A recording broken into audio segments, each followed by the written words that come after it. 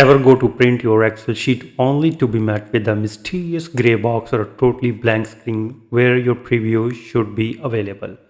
It's not your data that's broken, it is actually a communication glitch between Excel and your computer graphic card. This happens a lot after a Windows update or a driver change. To get your preview back, we need to dive into your advanced setting.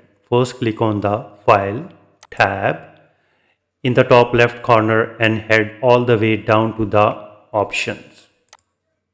Once that the windows pop up, look at the sidebar on the left and select Advanced.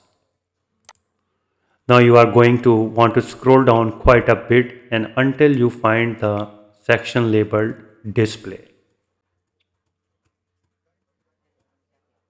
And here it is. So look for the checkbox that says Disable Hardware Graphic Accelerations. Go ahead and check that box. This tells Excel to stop relying on your graphic card to render the preview and handle it internally instead. Once you have checked that, then click OK at the bottom now, and this is the important part that you must restart your Excel for the change to take effect. Close your workbook, open it back up and hit Ctrl+P. Your window preview should be on crisp, clear and exactly where it belongs.